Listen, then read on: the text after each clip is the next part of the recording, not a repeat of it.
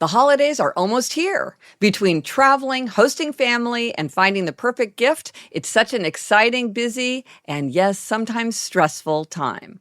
Luckily, we've teamed up with Ring, and it's helped us stay connected to home for all the merry moments, even when we're on the go. With Ring, you've got your whole home covered. Their video doorbells alert me when gifts arrive, and I can even chat with delivery people to let them know where to leave the packages. The indoor cam, it's a game changer. So easy to set up. I use it to check in on my pets while I'm away, and with two-way talk, I can even talk to them. And when I want privacy, I just flip the manual cover to turn off the camera and mic. Wherever the holidays take you, Ring makes sure you're always home for the holidays. So head to ring.com to find the latest deals on Ring video doorbells, cams, and alarm kits. Ring makes the perfect gift for everyone on your list. Are you unhappy with your hair and skincare products? Have you experienced dry skin and hair, oil buildup, and needing to use more and more products to achieve the results you want from your hair and skin? It's not your products, it's your water. Culligan water softeners stop hard water at the source, providing softer, cleaner water throughout every faucet in your home. With benefits like softer hair and skin, a longer lasting clean, and less product waste, Culligan has been making water better for people since 1936. And it's not just your hair and skin. Hard water can cause things like water stains in the bathroom and kitchen. I had this experience when I was showering at my in-laws' apartment. I thought that there was something wrong with my shampoo, and then I realized that the problem with my hair was actually from the water. Culligan has local water experts in your city and offers a free in-home water test to see if you have hard water and address your water concerns. Go to Culligan.com to schedule a free in-home water test. I'm Gretchen Rubin, and this is A Little Happier. In my own amateurish way, I'm very interested in developments in artificial intelligence and how I, in my own life, might use new AI tools.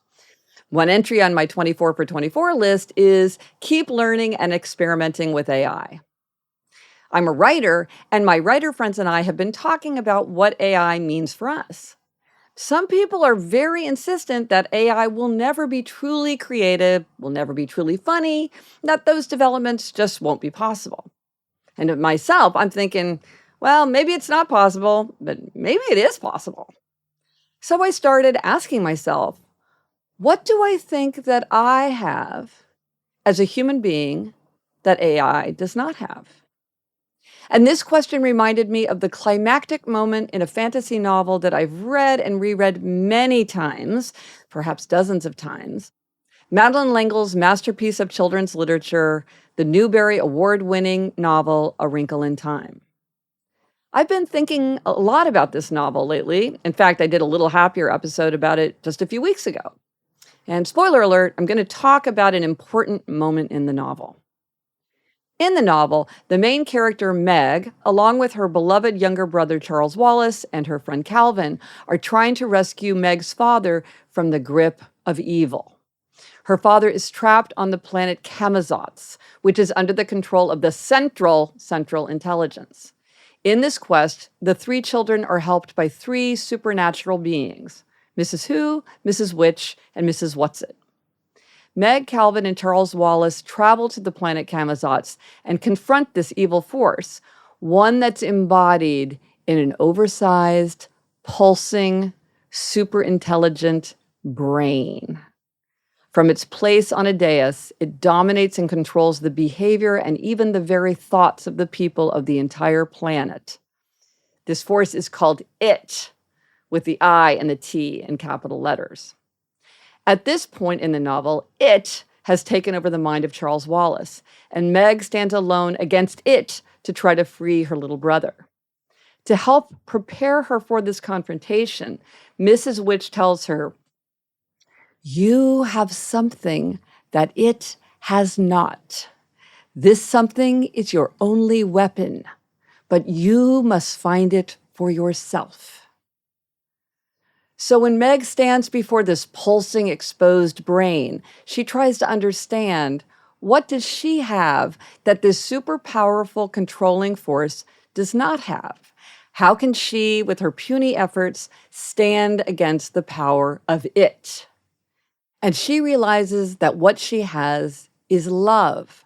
She has the love of all the people who love her, and she has her love for them. She recognizes that she's incapable of loving it, but she could love Charles Wallace. She stands there, flooded with her love for her brother, and through the force of her love, she frees Charles Wallace from it. I was reminded of this scene when I asked myself, what do we humans have that AI does not have and that somehow I can't imagine that it will have? And that's the ability to offer love. AI can offer support to humans, sure. And artificial intelligence can inspire love in humans in a way that's quite intense and unsettling and sometimes even dangerous. But even if we people can feel love for an artificial intelligence, that artificial intelligence doesn't feel love for us. And it's hard to imagine that it will. Why not? Because when we love another person, they love us back in ways that are often demanding, greedy, unpredictable, messy, disproportionate. The people who love us grow in ways that we don't expect.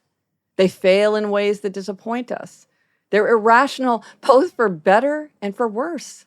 They offer us their grace, grudges, selfishness, sacrifice. Humans are among the most social creatures on the planet. To be happy, we need deep, enduring bonds. We need to feel like we belong. We need to be able to confide. We need to be able to get, and just as important for happiness, give support. And it's interesting. AI can do some of these things. I can confide in AI if I want. I can get support. But AI doesn't need me. And love takes as well as gives. Love confides as well as listens. Love is offered, not commanded. Love is unpredictable, not programmed. But who knows? Things are changing fast. I'm very curious to see how it all turns out.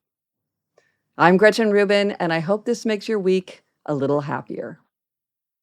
This episode is brought to you by Progressive Insurance. Whether you love true crime or comedy, celebrity interviews or news, you call the shots on what's in your podcast queue. And guess what? Now you can call them on your auto insurance too with the Name Your Price tool from Progressive. It works just the way it sounds. You tell Progressive how much you want to pay for car insurance, and they'll show you coverage options that fit your budget. Get your quote today at Progressive.com to join the over 28 million drivers who trust Progressive. Progressive Casualty Insurance Company and Affiliates. Price and coverage match limited by state law.